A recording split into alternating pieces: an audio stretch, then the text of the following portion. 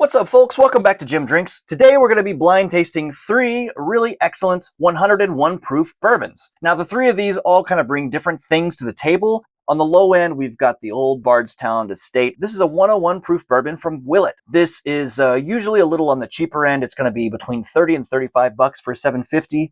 The Wild Turkey 8-year, on the other hand, 40 to 45 bucks, depending on where you're at, how popular they are, yada yada. The Redwood Empire Pipe Dream 101 proof for closer to the $50 to $55 range. Which one of these is really the best bang for the buck? Let's pour some drinks into some glasses and get to tasting.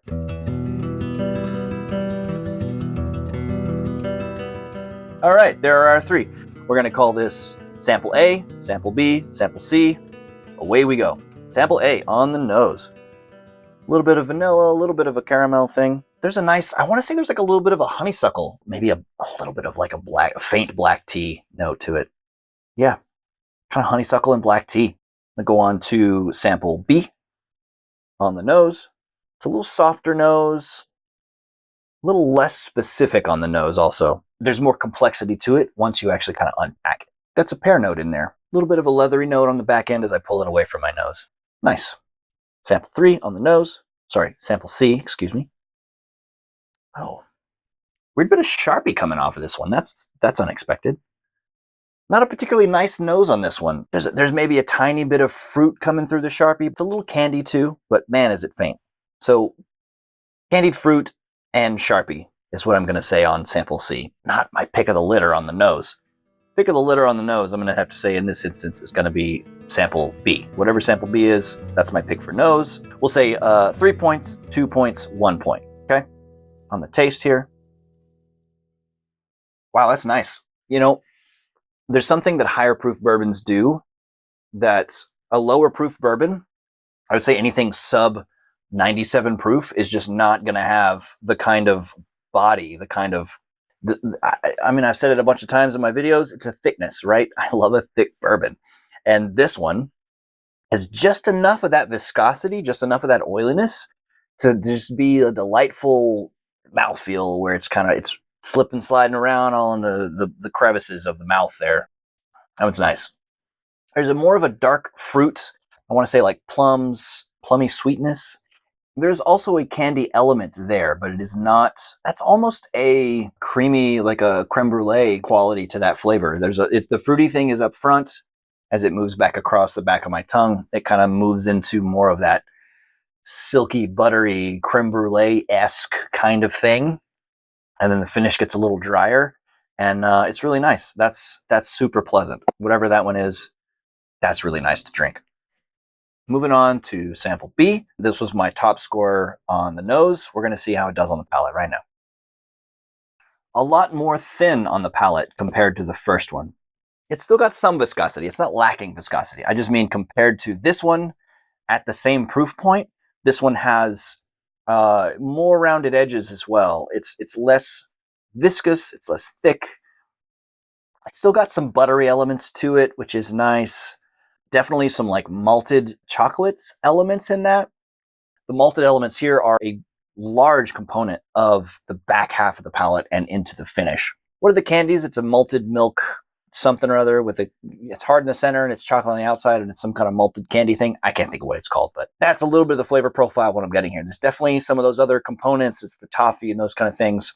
This one on the nose was not a nice one for me. This one had some Sharpie and a little bit of a candied fruit. Still not really getting much more than that. The Sharpie has subdued a little bit, which I'm happy to report. Still not too much going on in there other than that.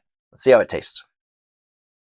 That one's a little nicer on the palate as far as viscosity and just kind of mouthfeel.